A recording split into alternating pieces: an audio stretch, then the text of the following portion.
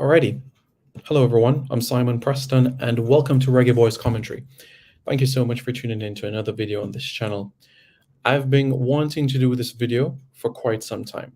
I know in parts that I've mentioned this topic, especially on other platforms, but I feel now is an appropriate time to do so as we reflect on what has happened and look forward to what is to come. Let me start with my preamble by saying that I was born in this country, raised in this country. I went to prep school, high school, and university in this country. I've been to 30 countries, but this is the only country that I've ever lived in. I've perhaps spent 6 to 8 weeks in England, done a bit of scouting. I've spent my summers, holidays in the States and Canada, but this is the country that I've always lived in. So I'm a Jamaican by birth, and I'm a Jamaican. I'm a third generation Jamaican. My grandparents and great-grandparents might have come from different countries, but this is the country that I was born in. I have a Jamaican passport, and that's not going to change. Now, what I dislike when I see comments, when I interact with people, like I played football this morning, and I was having an interaction with somebody, and it's always the same narrative, always the same generic generalization of players. Them English man, you're no good. Them man, you're no good. When are we going to stop? When are we going to stop the division? Because division is not unity. It's the opposite, in fact. Is it Hubert Busby's fault that his parents decided to look for job opportunities overseas? Is it Tiffany Cameron's parents' fault that they had to look for opportunities overseas for work? Is it Dion Burton, Paul Hall, Adrian Mariappa? Is it their mother's fault? Is it Adrian's fault? Is it Paul Hall's fault why their parents had to search for opportunities overseas? Mariappa, Anthony Grant, Jermaine Beckford, Marlon King. Is it their fault? No. The 80s was a difficult time in Jamaica. I might not have been born in the 80s. My parents, they struggled during that time. We know economically how difficult it was, but them stick it out, yes, so. And full credit to those families that decided to go overseas, because you have to have a family to feed. You have mouths to feed. You go to school, or they went for work. So why are we going to treat the children of these Jamaican-born individuals differently? Like they're not one of us. The Tiffany Camerons of this world, the Hubert Busbys, the Adrian Mariappas, the Anthony Grants, the Michael Antonios, they are by no means any less or more Jamaican as you or I am. What? Because they speak a slightly different accent from you and I, or their pato might sound differently compared to ours. I'm even at fault for saying the word ours right there. Because Paul Hall, Dion Burton, Fitzroy Simpson, Frank Sinclair, Marcus Gale, Darrell Powell, Adrian Mariappa, and the list goes on, are just as much Jamaican as we are. So why do we have to put them in this separate bracket? Why do we have to feel like it's always a scapegoat? This is the reason why our campaign is not succeeding. Let's stop the division once and for all. If we're going to make 2026 a reality, this has to stop now. Now. And I know playing for your country, it's more than just ability. You have to play for the heart, for the badge, for the love of your country. And the reality is that 99% of these players that were not born in Jamaica, but were born to Jamaican parents or grandparents, grew up with a Jamaican culture of the food, the music. So they very much feel Jamaican as you or I am. They perhaps have seen snow much more than you and I have, but guess what? They're still just as Jamaican as you or I am. As I said, the only thing that is different is the way that they speak, the accent. That's perhaps the only thing. And we're going to hold that against them? I don't think that's fair. I really, really don't think that's fair. Let's stop it once and for all. Let me make a couple more points on this. For those of you avid football fans, did you watch the African Cup of Nations? Look at the debutant side, Comoros.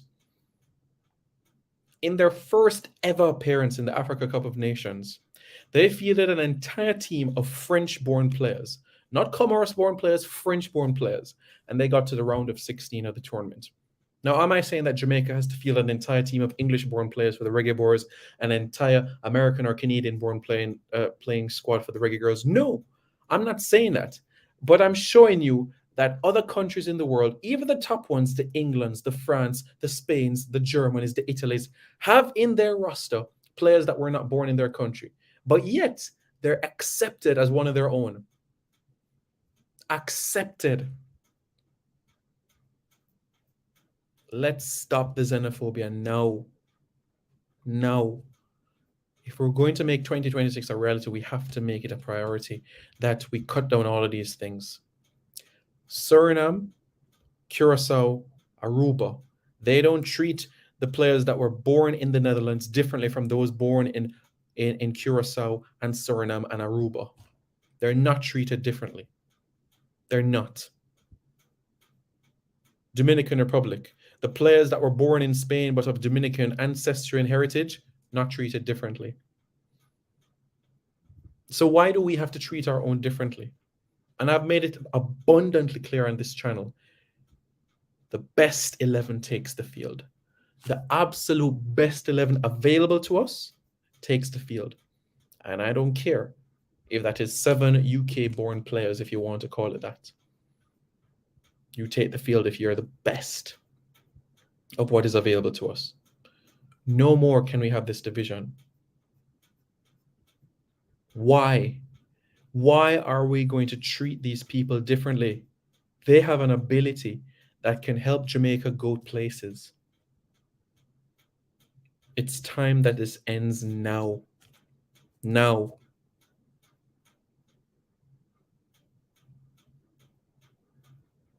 Not a single player that was attached to a Jamaican club went with the Reggae Girls to France. And you can put that down to the league to some extent, but guess what? The best 23 players went.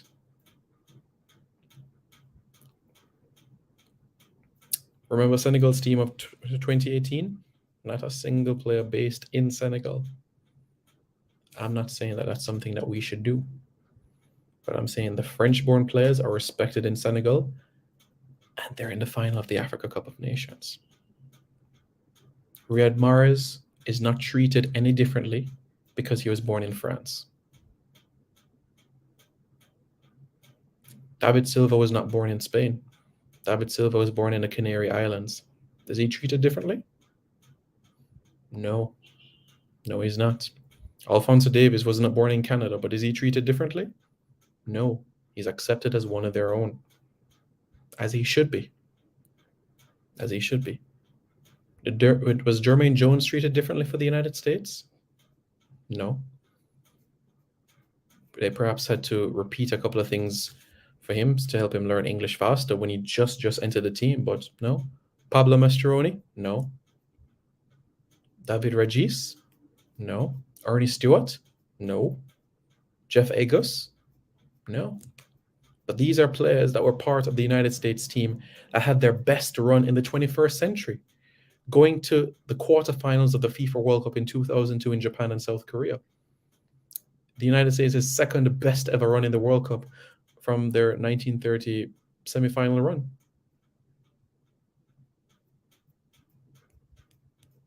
Just let that settle in. Just let that sink in. So why are we going to look at the likes of Mikel Antonio, Ethan Pinnock, Jamal Lowe, Andre Gray, Adrian Mariappa, Ravel Morrison,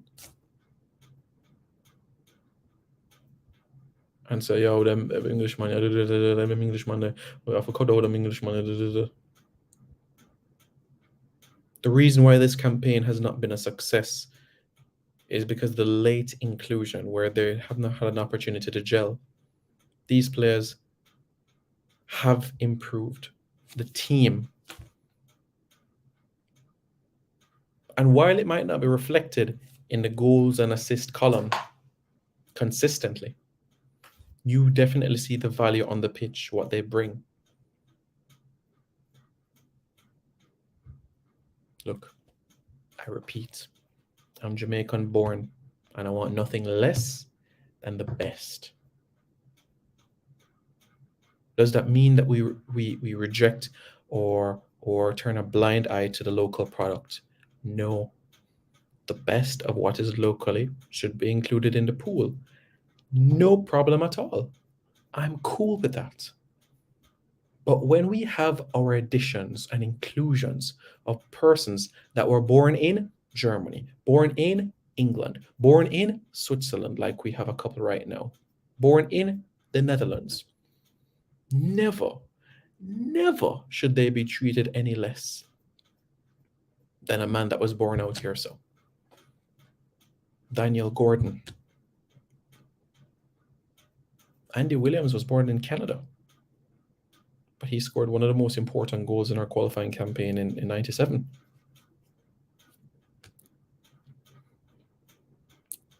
The xenophobia stops now. Right now. Because if we're going to make 2026 a reality, this has to be something of the past and not something that is brought up again.